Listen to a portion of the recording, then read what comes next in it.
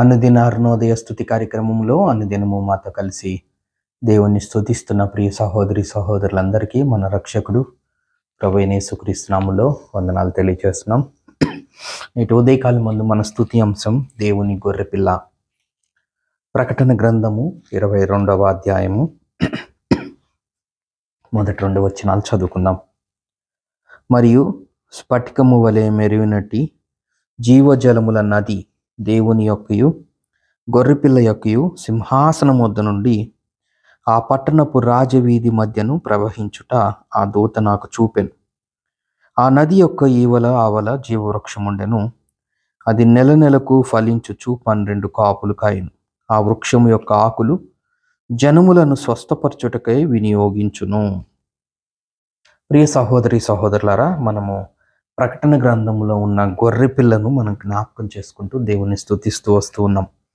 ప్రకటన గ్రంథంలో ఉన్న గొర్రె పిల్ల మన రక్షకుడైన యేసుక్రీస్తు వారికి సాదృశ్యంగా ఉందని మనం జ్ఞాపకం చేసుకుంటూ ఉన్నాం. నేటి ఉదయకాలం ముందు ప్రకటన గ్రంథంలో ఉన్న గొర్రె పిల్లలో మన స్తుతి అంశం జీవజలముల నది కలిగి ఉన్న ఆ పట్టణంలో ఉన్న గొర్రె పిల్లను మనము జ్ఞాపకం చేసుకుందాం. జీవజలముల నది కలిగి ఉన్న గొర్రె పిల్లని ఈ ఉదయకాలం ముందు జ్ఞాపకం చేసుకుందాం. 22వ అధ్యాయం ప్రకటన గ్రంథం మొదటి వచనాన్ని మనం గ్రహించినట్లయితే, స్ఫటికము వలె మెరియునట్టి జీవజలముల నది పట్టణపు రాజవీధి మధ్య ప్రవహించుచున్నది. ఇది పరలోక పట్టణం. పరలోక పట్టణములో ఒక నది ప్రవహించుచున్నది. ఆ నది జీవజలముల నది. ఆ నదికి బైబిల్ గ్రంథంలో పెట్టబడిన పేరు, లేదంటే ప్రకటన గ్రంథం 22వ అధ్యాయం మొదటి వచనంలో ఆధారంగా ఆ నదికి పెట్టబడిన పేరు జీవజలముల నది. ఆ జీవజల నది ఎలా ఉందంటే స్ఫటికము వలె మెరుస్తూ ఉంది.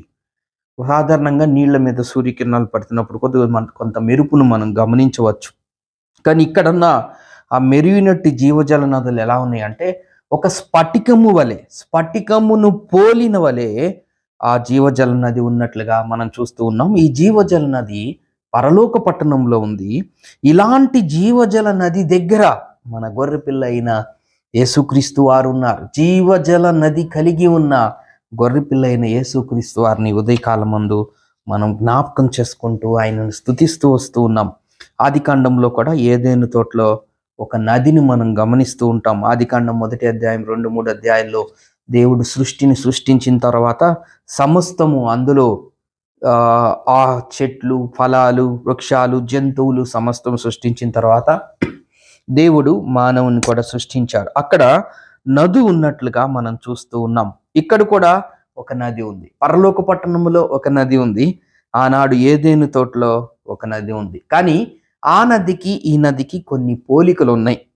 అక్కడున్న నదిలో, అక్కడున్న ఏదెను తోటలో జీవవృక్షము లేదు. కానీ పరలోక పట్టణములో జీవవృక్షము ఉండెను. ఇక్కడ ఏదెను తోటలో నది ఉంది, పరలోక పట్టణంలో కూడా నది ఉంది.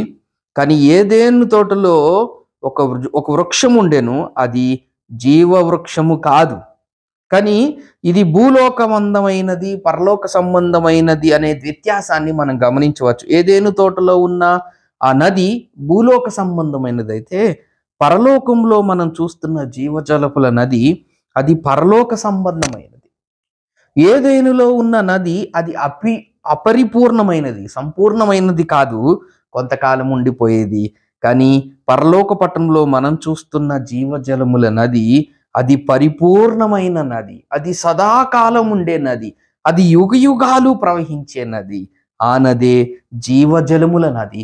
ఆ నది కలిగి ఉన్నాడు మన రక్షకుడైన గొర్రెపిల్ల అయిన యేసుక్రీస్తు వారు. మొదటిది, అక్కడ జీవవృక్షము పరలోక పట్టణంలో ఉంటే ఏదైనా చోట్లో జీవవృక్షము కాదు. పరలోక పట్టణంలో ఉండే నది పరలోక సంబంధమైనది. ఏదెను తోటలో ఉండే నది భూలోక సంబంధమైనది. మూడవది, పరలోక పట్టణము ఉండేది పరిపూర్ణమైనది. ఏదెను తోటలో ఉన్నది అపరిపూర్ణమైనదిగా మనం జ్ఞాపకం చేసుకోవచ్చు. ఏదెను తోటలో పాపము ప్రవేశించింది, కానీ జీవజలం నదులు ఉన్న దగ్గర పాపము ప్రవేశించదు. ఈ వ్యత్యాసాన్ని మనం గ్రహించినట్లయితే ఏదెను తోటలో కూడా నది ఉంది, పరలోక పట్టణంలో కూడా నది ఉంది.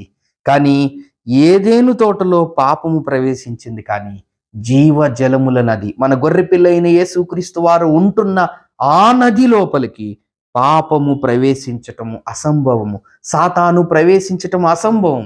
ఏదేను తోటలో ఆదాము హవ్వ ఉన్నప్పుడు సాతాను వచ్చి కుయుక్తిగా మోసం చేసి ఆదాము హవ్వని పాపములోకి పడేసినట్లుగా మనం చూస్తూ ఉన్నాం.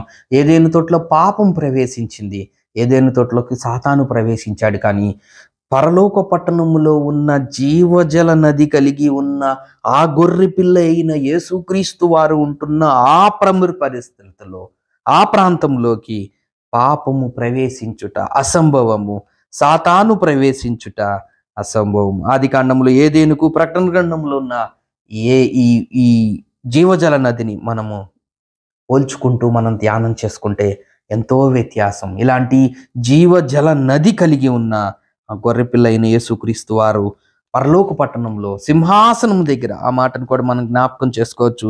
మరియు స్ఫటికం వలె మెరిగినట్టు జీవజలముల నది దేవుని యొక్కయు గొర్రెపిల్ల యొక్కయు సింహాసనము నొద్ద నుండి. ఎక్కడి నుంచి వస్తుంది ఈ జీవజలముల నది అంటే?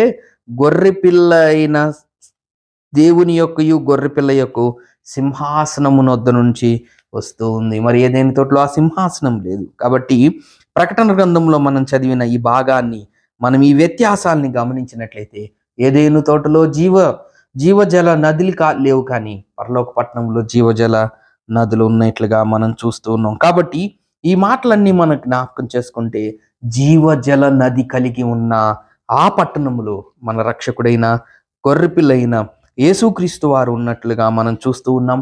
గొర్రెపిల్ల యొక్క సింహాసనములో నుంచి ఆ జీవజల నది ప్రవహిస్తున్నట్లుగా మనము మొదటి వచనంలో మనం గ్రహించవచ్చు. మరియు స్ఫటికం వల్ల మెరిగినట్టి జీవజలముల నది దేవుని యొక్కయు గొర్రెపిల్ల యొక్కయు సింహాసనమునొద్ద నుండి ఆ పట్టణపు రాజవీధి మధ్యన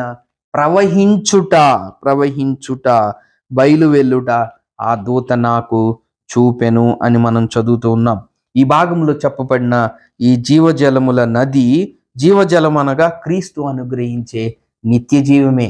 ఈ గొర్రెపిల్ల అయిన యేసుక్రీస్తు వారు ఉంటున్న ఆ సింహాసనంలోంచి వస్తున్న ఆ జీవజల నది ఏదైతే ఉందో పరలోకంలో, అది దేవుడు యేసుక్రీస్తు వారు మనకు అనుగ్రహించే నిత్య జీవమే. ఒక మాటను మనం గ్రహించినట్లయితే యోహాను సువార్త 4వ అధ్యాయం 14వ వచనాన్ని మనం చదువుకున్నట్లయితే, నేనిచ్చు నీళ్లు త్రాగువాడు ఎప్పుడునూ దప్పికొనడు, నేనిచ్చు నీళ్లు త్రాగువాడు ఎప్పుడునూ దప్పికొండు, నేను వానికిచ్చు నీళ్లు నిత్య జీవమునకై వానిలో ఊరడి నీటి బుగ్గగా ఉండెనని ఆమెతో చెప్పెను. కాబట్టి ఇంకా అక్కడ 7వ అధ్యాయం 38-30 వచనాల్లో మనం గ్రహించినట్లయితే, నా యందు విశ్వాసం ఉంచిన వానిలో నుండి జీవజలము ప్రవహించును. చదువుదామా ఆ మాట కూడా? 7వ అధ్యాయం యోహాను సువార్త 7వ అధ్యాయం 38-39 వచనాలు మనం చదివినట్లయితే, ఆ పండుగలో మహాదినమైన అంత్య దినమైన యేసు నిలిచి, ఎవడైనను దప్పికొన్ని ఎడ్ల నా యుద్ధకు వచ్చి దప్పిక తీర్చుకొనవలను. నా యందు విశ్వాసముంచు వాడెవడో లేఖనము చెప్పినట్లుగా వాని కడుపులో నుండి జీవజల నదులు పారునని బిగ్గరగా చెప్పెను. నా యందు విశ్వాసముంచిన వానిలో నుండి జీవజలములు ప్రవహించును అని చెప్పినట్లుగా మనం చూస్తూ ఉన్నాం. కాబట్టి పరలోక పట్టణంలో గొర్రెపిల్ల అయిన యేసుక్రీస్తు వారు ఒక సింహాసనం ఉంటే, గొర్రెపిల్ల యొక్క సింహాసనములో నుంచి బయటికి వస్తున్న ఆ జీవజల నది కలిగి ఉన్న ఆ జీవజల నదము మనకి నిత్య జీవాన్ని అనుగ్రహించి ఆ జీవజల నదిని కలిగి ఉన్నందుకు ఆ రక్షకుడైన గొర్రెపిల్ల అయిన యేసుక్రీస్తు వారిని ఉదయకాలం ముందు మనం జ్ఞాపకం చేసుకొని దేవుని స్తుతించబద్దులమై ఉన్నాం. దేవుడి కొన్ని లేఖన భాగులు మన కొరకు దీవించును గాక. ప్రేమగల తండ్రి, నమ్మకమైన మా దేవ, మీకు స్తోత్ర వందనములైనా. గొర్రెపిల్ల యొక్క సింహాసనములో నుంచి బయలు వెళుతున్న జీవజల నదిని మీరు మాకు జ్ఞాపకం చేసినందుకు వందనములు. జీవజల నది మీరు మాకిచ్చిన నిత్య జీవానికి సాదృశ్యంగా ఉన్నందుకు మీకు స్తోత్ర వందనములైనా. మమ్ములు కూడా ఆ జీవజల నది ఉండే ప్రాంతంలో మమ్మల్ని సదాకాలం ఉంచబోతున్నందుకు మీకు స్తోత్ర వందనములు తెలియజేస్తూ యేసు క్రీస్తు నామమున స్తోత్రం చెల్లించి ప్రార్థన చేస్తున్నాం తండ్రి. ఆమేన్.